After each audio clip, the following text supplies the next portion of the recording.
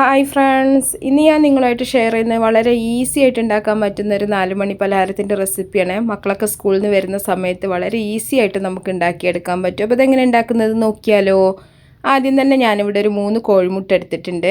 അതിലേക്ക് ആവശ്യത്തിനുള്ള ഉപ്പും കൂടെ ചേർത്തിട്ട് നല്ലപോലെ ഒന്ന് മിക്സ് ചെയ്തെടുക്കുക. നിങ്ങൾക്ക് അളവ് കൂട്ടിയെടുക്കാം കേട്ടോ. അപ്പോൾ നിങ്ങൾക്ക് കൂടുതൽ വേണമെന്നുണ്ടെങ്കിൽ മുട്ടയുടെ അളവ് കൂട്ടിയെടുത്താൽ മതി. നല്ലപോലെ മിക്സ് ആക്കിയതിന് ശേഷം നമ്മളിതിലേക്ക് സവാള ഒന്ന് വഴറ്റിയെടുത്തിട്ടുള്ളതാണ്. സവാള, ഇഞ്ചി, വെളുത്തുള്ളി, കറിവേപ്പില ഇട്ടിട്ട് അതുപോലെ ചിക്കൻ മസാലയും കൂടെ ചേർത്തിട്ടൊന്ന് വഴറ്റിയെടുത്തിട്ടുള്ളതാണ് കേട്ടോ. അപ്പോൾ ഞാനത് കാണിച്ചിട്ടില്ല, നേരത്തെ വഴറ്റി വെച്ചത് കാരണമാണ്. അപ്പോൾ ആ ഒരു ചിക്കൻ മസാലയുടെ ആ ഒരു ഫ്ലേവറൊക്കെ ഇതിലേക്ക് വരുമ്പോൾ നല്ലൊരു ടേസ്റ്റാണ്. എക്സ്ട്രാ നിങ്ങൾക്ക് വേണമെന്നുണ്ടെങ്കിൽ കുരുമുളക് പൊടി ചേർത്ത് കൊടുക്കുക. ഗരം മസാലയുടെ ആവശ്യമില്ല കേട്ടോ. ചിക്കൻ മസാല ചേർക്കണോണ്ട് തന്നെ ഗരം മസാല സെപ്പറേറ്റ് ചേർക്കേണ്ട ആവശ്യമില്ല. എരിവ് വേണമെന്നുണ്ടെങ്കിൽ കുരുമുളക് പൊടി ചേർത്താൽ മതി. ഇനി ഒരു 4 ബ്രെഡിൻ്റെ സ്ലൈസ് ഇതുപോലെ ഒന്ന് ചെറുതാക്കി അരിഞ്ഞെടുത്തിട്ടുള്ളത് ചേർത്ത് കൊടുക്കുന്നുണ്ട്. ബ്രെഡ് ഒരുപാട് ചെറുതാക്കി അരിയേണ്ട ആവശ്യമില്ല, നമ്മൾ മിക്സ് ചെയ്യുമ്പോൾ തന്നെ അങ്ങോട്ട് പൊടിഞ്ഞ് കിട്ടിക്കോളും.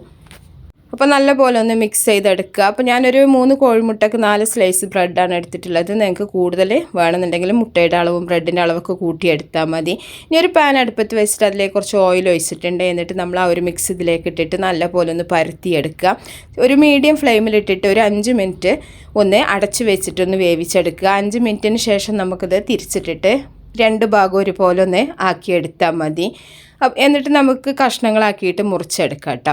മുറിച്ചെടുത്തതിന് ശേഷം ഏത് സോസിൻ്റെ കൂടെ നിങ്ങൾക്ക് കഴിക്കാം. വെറുതെ കഴിക്കുക, ഇല്ലയെന്നുണ്ടെങ്കിൽ ടൊമാറ്റോ സോസോ അല്ലെങ്കിൽ എന്താ പറയുക ചില്ലി സോസ് എന്ത് വേണമെങ്കിൽ ഗാർലിക് സോസൊക്കെ കൂട്ടിയിട്ട് നിങ്ങൾക്ക് കഴിക്കാൻ പറ്റും. അപ്പോൾ എല്ലാവരും ഒന്ന് ട്രൈ ചെയ്ത് നോക്കാം.